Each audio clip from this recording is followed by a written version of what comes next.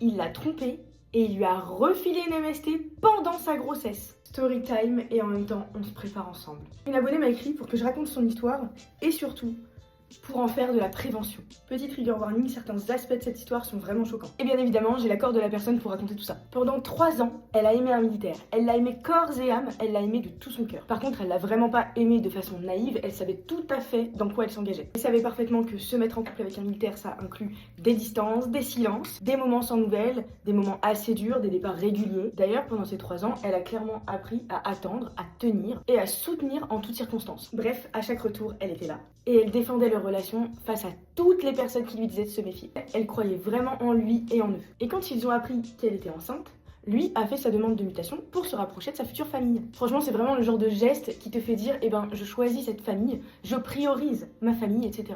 Donc, archi mignon en soi. Et puis leur fils est né. Mais c'est là que tout bascule. Quelques semaines plus tard, lors d'un suivi post-accouchement, les analyses révèlent qu'elle a contracté une MST. Et bien évidemment, cette MST, elle l'aurait contractée pendant sa grossesse. Ah ça y est, je pense que chez vous, ça a fait tilt. Oui, c'est bien lui, le mec qu'elle aime, qui l'a trompée en mission et qui est revenu avec en cadeau une MST qu'il a transmise à sa femme. Forcément, notre battante, notre guerrière ne va pas en rester là, elle le confronte. Et lui, pour sa défense, il lui dit « c'est l'alcool, je me souviens pas, j'ai dérapé, machin, ceci, cela ». C'est tout ce qu'il a trouvé à dire et c'est pitoyable, voilà.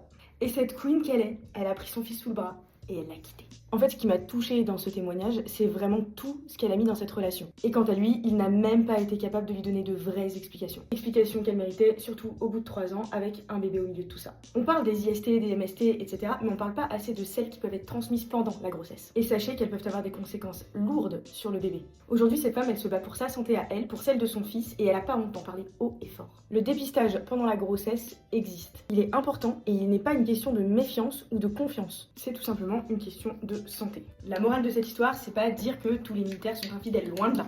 Elle-même, même après tout ce qu'elle a traversé, refuse de céder à cette théorie. Ce que cette histoire nous dit, c'est que malgré le fait qu'on soit aimant, qu'on soit loyal, et qu'on peut donner le meilleur de soi-même dans une relation, eh bien malheureusement, on n'est jamais à l'abri. Donc les filles, faites attention à vous. Donc les filles, faites surtout attention à vous, mais surtout à votre santé. Priorisez-vous toujours, vous, votre santé physique et votre santé mentale. Faites des tests quand vous en avez envie, c'est très important. Je ne sais pas si cette histoire vous aura touché autant que moi, mais en tout cas, cette femme est une guerrière et on lui envoie énormément de force.